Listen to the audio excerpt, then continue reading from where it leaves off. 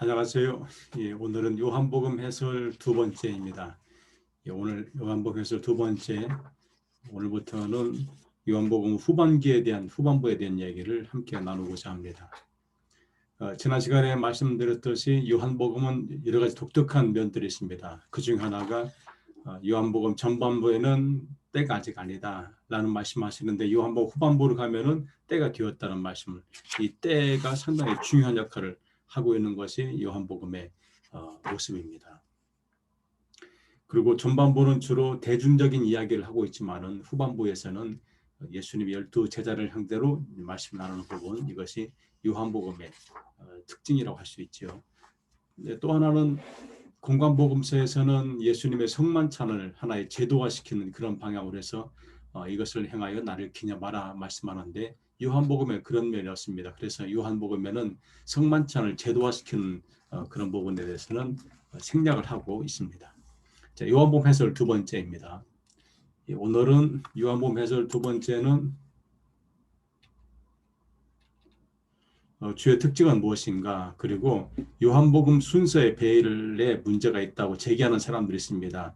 거기에 우리는 어떻게 얘기를 할 것인가, 저자의 문제, 기록 시기와 장소, 이런 것들에 대해서 함께 나누고자 합니다. 예수 그리스도의 계시 복음에 대한 강조를 요한복음이 합니다. 공관복음은 하나님 나라가 주제입니다. 주로 하나님 나라에서, 그래서 예수님 회당에서 말씀할 때 늘 하나님 나라를 얘기하는데, 그래서 예수님이 하나님 나라를 말씀할 때의 비유로 천국은 마치 못먹과 같다 해서 천국에 대한 비유를 말씀하셨는데, 요한복음에는 계시자 예수님을 드러냅니다. 그래서 나는 누구누구이다, 나는 무엇이다. 이게 원래 그리스 언어로는 에고 에이미 용법이라고 합니다. 에고 에이미, 나는 무엇이다. 이런 독특한 용법들을 요한복음은 사용합니다. 이것은 요한복음은 가능한 한 예수님에 대한 이야기를 들려주고 싶은 그런 의도가 아주 강하게 담겨져 있습니다. 예를 들어서 나는 생명의 떡이다. 예수께서 그리스도에 나는 생명의 떡이니 내게 오는 자는 결코 주리지 아니할 터이요 나를 믿는 자는 영원히 목마르지 아니하리라. 또 나는 생명의 빛이다. 예수께서 또 말씀하여 이르시되 나는 생명의 빛이니 나를 따르는 자는 어둠에 다니지 아니하고 생명의 빛을 얻으리라 라고 말씀합니다.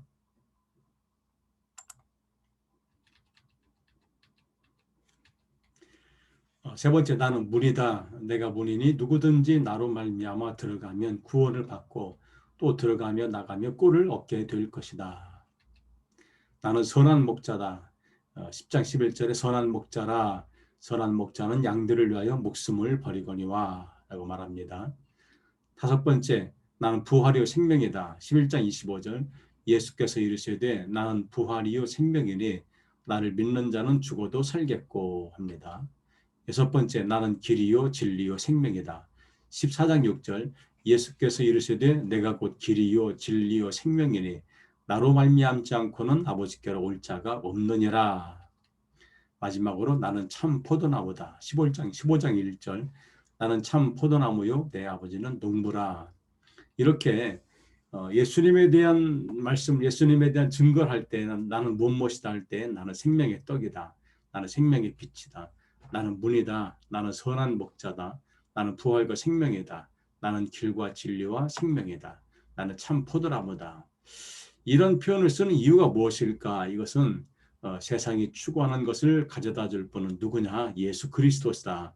그래서 그분이 우리에게 필요한 모든 것들을 공급할 수 있는 공급자인 것을 이 요한은 우리에게 드러내고 있습니다. 우리 삶에 가장 필요한 것이 뭡니까? 먹을 거 아니겠습니까? 그래서 우리가 종종 쓰는 말이 다 먹고 살자고 하는 것이 아니냐. 이때 먹고 살자는 것, 바로 그것이 예수님의 생명의 떡으로, 또 생명의 빛으로, 또 우리 삶의 문으로, 선한 목자로, 부활과 생명으로, 또 길과 진리와 생명으로, 또 참 포도나무이신 예수님을 요한은 드러내고 있습니다. 또 요한복음은 정말 독특하게 제도권에 묶이지 않습니다. 그래서 요한복음은 교회의 조직이나 직분 등에 대한 언급이 요한복음에 등장하지를 않습니다. 또 앞에서 서두에서 말씀드렸지만은 요한복음에는 성만찬에 대한 언급이 없습니다. 그러니까 이것을 행하여 나를 기념하라 이런 언급이 없습니다. 또 요한복음에는 세례를 주라 이 명령도 없습니다. 그러니까 이 세례 성만찬이 교회 제도권에서 상당히 중요한 일이 아니겠습니까? 그런데 요한복음 이것을 강조하지 않고 있습니다. 또 12제자의 명단을 소개하지 않고 있습니다. 이것도 상당히 독특합니다. 마태나 마가나 누가나 공이 12제자의 명단을 소개하는데 요한복음만은 이것을 소개하자는 이유가 무엇일까? 그만큼 요한복음은 교회의 제도라는 것들을 강조하지 않고 있다는 겁니다. 또 하나 중요한 것은 마태, 마가, 누가 공관복음에서 가장 중요한 제자에는 누구일까요? 당연히 베드로입니다. 베드로는 늘 예수님과 함께 모든 장소에서 모든 행동을 같이 하는데, 그런데 요한복음에서는 베드로가 강조되지 않고 그 대신 사랑하는 제자가 그 자리를 대신 차지하는 모습을 보여주고 있습니다. 그만큼 요한복음에는 교회 제도권에 대해서 상당히 자유로운 모습을 보여주고 있다고 해야 맞습니다. 요한복음은 성령의 복음이다. 그러니까 참 독특하게도 요한복음은 성령을 강조합니다. 그래서 요한복음만이 성령으로 거듭나야 하나님 나라에 간다고 말합니다. 3장 5절 예수께서 대답하시되 진실로 진실로 내게 이르노니 사람이 물과 성령으로 나지 아니하면 하나님 나라에 들어갈 수가 없느니라. 물과 성령을 강조하는 거지요. 또 하나님은 영이시라고 표현합니다. 그래서 영적인 예배를 강조합니다. 4장 24절에 하나님은 영이시니 예배하는 자가 영과 진리로 예배할지니라. 제가 이거 원어로 한번 달아봤습니다. 하나님의 영은 푸누마, 우리말로 스피릿이고요. 사람의 영은 푸누마타이, 그래서 스피릿, 똑같이 스피릿입니다. 진리는 알레테이아, 트루스죠. 그런데 하나님의 영과 인간의 영을 성경은 어떻게 다르게 표현하고 있을까? 이게 제일 궁금했던 겁니다. 성경을 보니까 원어 성경에 하나님의 영은 대문자로 시작하고 사람의 영은 소문자로 시작한다 해서 이 성경은 하나님의 영과 즉 성령과 사람의 영을 이렇게 구분하고 있다는 겁니다. 세 번째, 성령을 보혜사 또 진리의 영어로 표현합니다. 그래서 성령을 보혜사로 표현하는 것은 자주 등장하는데 14장 16절 볼까요? 내가 아버지께 구하겠으니 그가 또 다른 보혜사를 너희에게 주사 영원토록 너희와 함께 있게 하리니. 혹시 살아가시면서 보혜사라는 단어를 써본 적이 있나요? 제가 돌아보면은 제 삶에서 성경에 나오는 말씀을 읽기 전에 또는 설교하기 이외에는 이 보혜사라는 단어를 써본 적이 없습니다. 그게 상당히 일반적인 단어라고 할 수가 없지요. 그럼 보혜사라는 말의 의미는 무엇일까요? 보혜사라는 의미는 무엇일까요? 우리를 보호해주는 분? 너무 아닙니다. 예, 성경에 보니까 파라클라톤이라는 단어는 helper, 즉 우리를 도와주는 분, 보호해주는 분이 아니고요. 도와주는 분이다 라고 해야 맞다는 겁니다. 성령은 우리를 도와주는 분으로 말합니다. 또 보혜사, 즉 파라클레토스 곧 아버지께서 내 이름으로 보내실 성령 그가 너희에게 모든 것을 가르치고 내가 너희에게 말한 모든 것을 생각나게 할 것이다. 그래서 모든 기독교인들의 삶의 힘, 근원, 원천, 이끌어주는 모든 것들은 누가 하는 것이냐? 보혜사 성령님이 하시는 것이다. 그만큼 요한복음은 성령의 사역을 강조하고 있다는 겁니다. 또 14장 17절에 그는 진리의 영이라 세상은 능히 그를 받지 못하나니 이는 그를 보지도 못하고 알지도 못함이라. 그러나 너희는 그를 아나니 그는 너희와 함께 거하시며 또 너희 속에 계시겠습니다. 이렇게 진리의 영, 성령을 강조하고 있습니다. 또 요한복음은 아주 독특하게 성령을 받으라라고 강조합니다. 성령을 받으라. 20장 22절 이 말씀을 하시고 그들을 향하여 숨을 내쉬며 이르시되 성령을 받으라. 여기 하나님의 영과 성령은 어떻게 다를까? 하나님의 영을 성령으로 합니다. 그런데 성령은 Holy Spirit, 푸누마 하기온이라고 표현하고 있습니다. 즉 영은 영인데 거룩한 영, 성령, 하나님의 영 이렇게 Holy Spirit으로 표현하고 있습니다. 또 요한복음 우리가 잘 아듯이 사랑을 강조하는 복음입니다. 요한복음은 요한복음, 요한 1, 2, 3서가 다 해당이 되겠죠. 이 요한복음과 요한 1, 2, 3서는 다 공이 이 사랑을 강조하는 그런 서신이라고 할 수가 있습니다.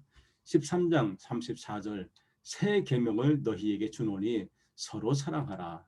내가 너희를 사랑한 것 같이 너희도 서로 사랑하라.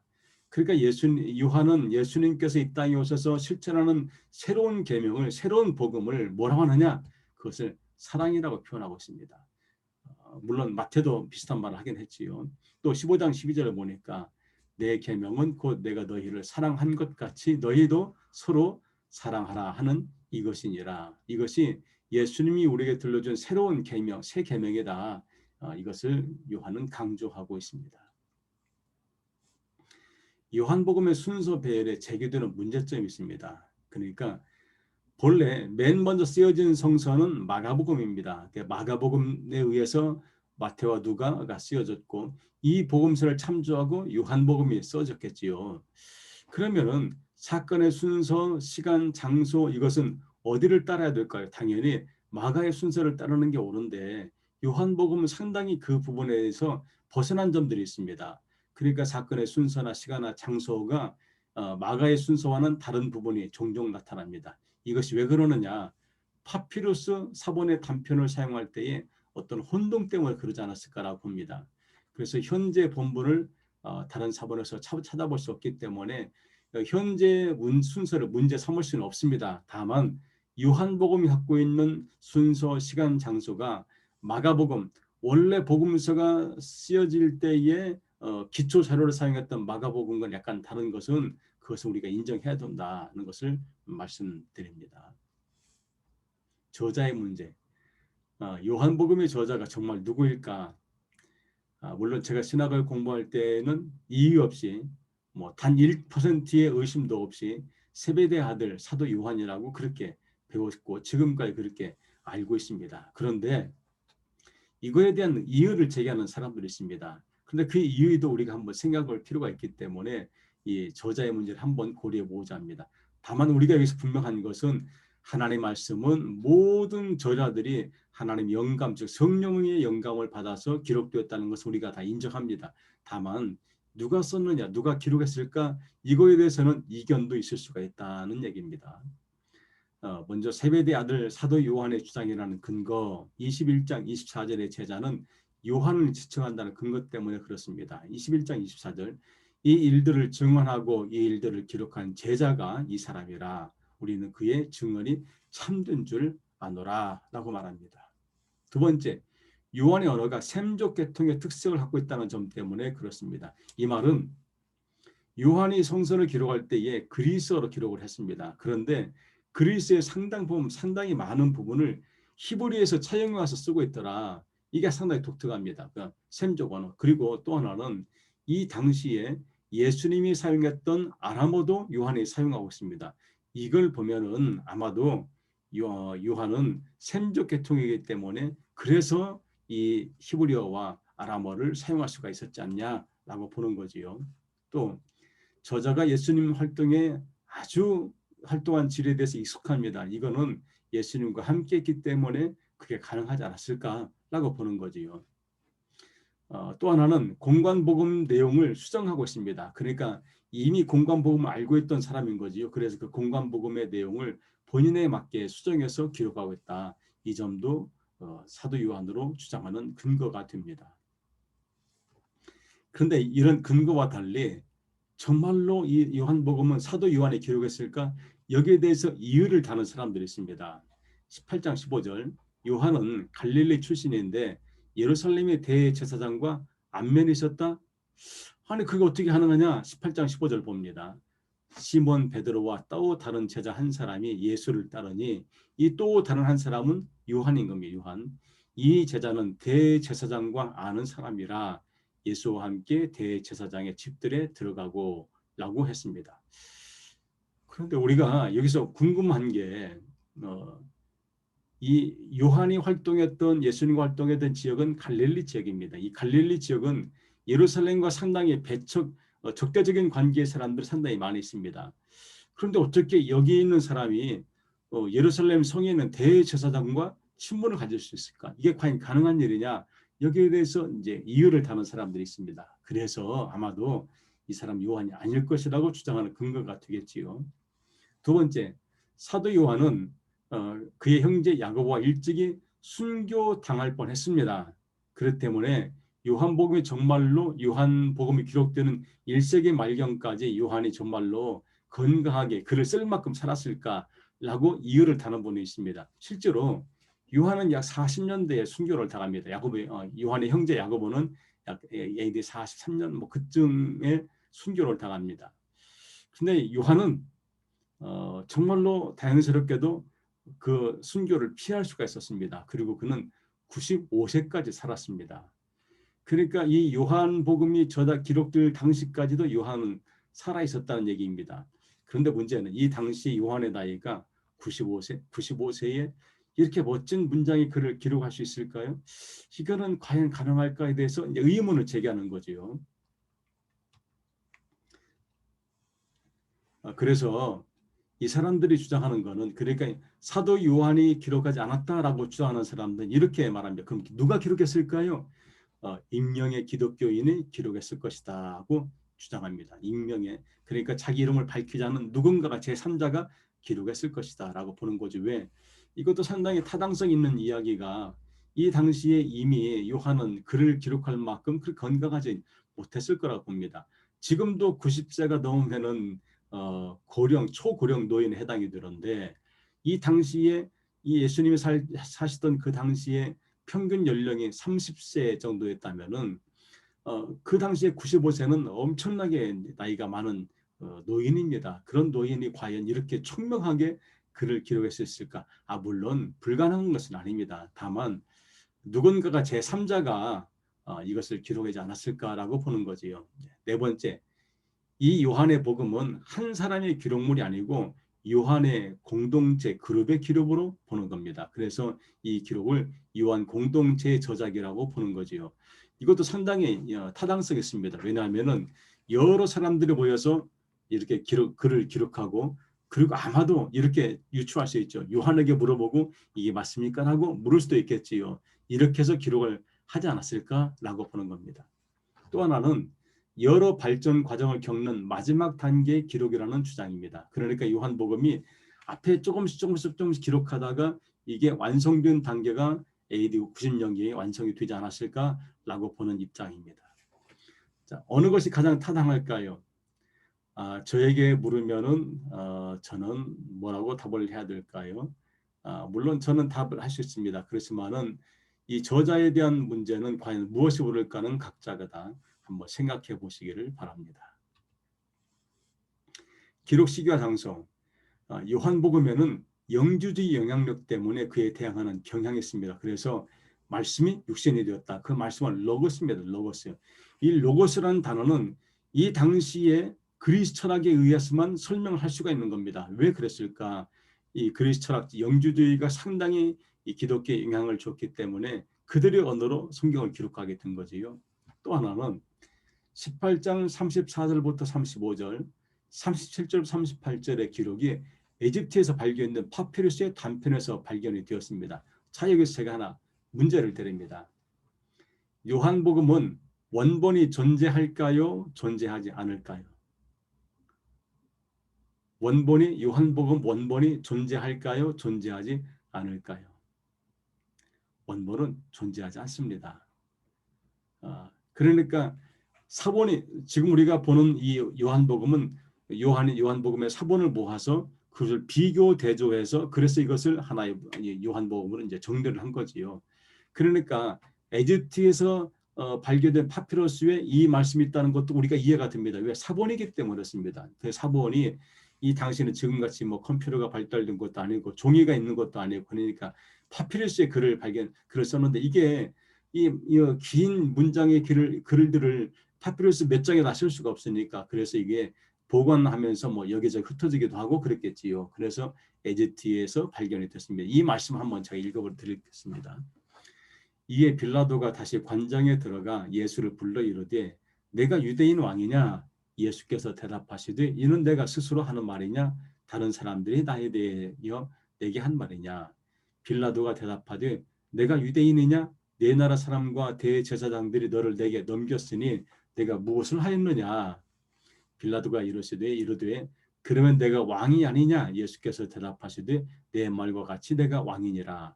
내가 그를 위하여 이를 위하여 태어났으며 이를 위하여 세상에 왔나니 무릇 진리에 대하여 증언하려 함이로라. 무릇 진리에 속한 자는 내 음성을 듣느니라 하신데 빌라도가 이르되 진리가 무엇이냐 하더라. 이 말씀은 예수님과 빌라도의 대화 내용이 중심으로 되어 있습니다. 이 내용을 기록한 이 부분이 에집트에서 발견이 되었다. 이걸 보면은 아마도 이 연도를 우리가 이렇게 추정할 수 있습니다. 파피루스가 주후 115년에서 118년 경에 기록된 걸로 추정합니다. 이건 고고학자들의 추정이지요. 그렇다면은 이미 그 전에 뭐 원본이 있었다는 겁니다. 그 원본을 보고서 기록을 하고 한 그 사본들이 이 당시에 115년에서 118년 경에 상당히 널리 퍼지게 되었다. 그러므로 요한복음 이보다 먼저 기록이 되었겠지요. 또 하나 9장 22절, 12장 42절, 16장 2절에 암시하는 유대인에 의한 기독교인의 추출이 공식적으로 발표된 시기가 90년경입니다. 그러니까 유대 사회에 기독교가 워낙 빠르게 성장하고 있으니까 유대 사회에 특히 회당 중심으로 사회가 하나의 문제를 의식하고서 반포하는데 그건 뭐냐면은 예수 믿는 사람들을 우리 사회에서 추출하자. 이것을 공식적으로 발표한 때가 AD 90년입니다. 이게 어디에 등장하냐면요. 9장 22절 그 부모가 이렇게 말한 것은 이미 유대인들이 누구든지 예수를 그리스도로 시인하는 자는 출교하기로 결의하였으므로 그들을 무서워함이로라. 여기 보면은요. 이게 어떤 사건이냐면은 시각장애인을 예수님이 눈을 뜨게 해줍니다. 이 시각장애인이 구걸하는 사람인데 자 그러니까 시각장애인 눈을 뜨게 해줬는데 바리새인들 와서 누가 해줬느냐라고 물으니까 그 부모가 왜 나한테 묻냐 그 사람에게 가서 물어야지 이렇게 이제 답변합니다. 이렇게 하는 이유가 뭐냐면은 이 당시에 예수를 믿는 사람에 대해서는 유대 사회에서 출교하기로 이미 공포를 해버렸기 때문에 이 부모는 거기에 대한 두려움을 갖고 있다는 거지요. 12장 42절 그러나 관리 중에도 그를 믿는 자가 많되 바리새인들 때문에 드러나게 말하지 못하는 이는 출교를 당할까 두려워함이라. 그러니까 AD 90년경에 이미 이 법이 발의된 이 시기 다음에 아마도 이 성경이 기록되었기 때문에 이런 단어, 이런 언급들을 하고 있지 않을까라고 유추하는 거지요. 16장 2절 사람들이 너희를 출교할 뿐 아니라 때가 이르면 너희를 죽이는 자가 생각하기를 이것이 하나님을 섬기는 일이라 할 것이다. 그러니까 예수님도 제자와 예수님을 따르는 사람들이 이런 문제를 어려움을 당할 것을 지금 미리 말씀하고 있는 겁니다. 그래서 요한복음이 기록된 시기는 AD 90년경, AD 90년이나 91년, 92년 이 때에 시리아에서 기록된 것으로 보고 있습니다. 시리아. 바로 이것이죠. 이곳에서 기록된 것으로 보고 있습니다. 오늘은 여기까지 보도록 하겠습니다. 다음 시간에는 요한복음 본문에 읽기 요한복음 본문을 우리가 하나씩 짚어가며 전체적으로 한번 검토해 보겠습니다. 그 대신 과제가 하나가 있습니다. 143쪽에 보면은 143쪽 4번의 작은 2번 거의 니고데모와 사마리아 여성을 비교하는 빈칸이 있습니다. 그러니까 각자가 이 성경의 본문을 거기다 제가 제시해 놨으니까 이 본문을 읽으시고 그 본문에서 거기에는 항목별로 해당되는 내용이 무엇인가를 좀 찾아서 적어 넣는 것이 다음 시간까지 해야 될 과제입니다. 오늘 여기까지 하겠습니다. 참여해 주신 모든 분들에게 감사를 드립니다. 감사합니다.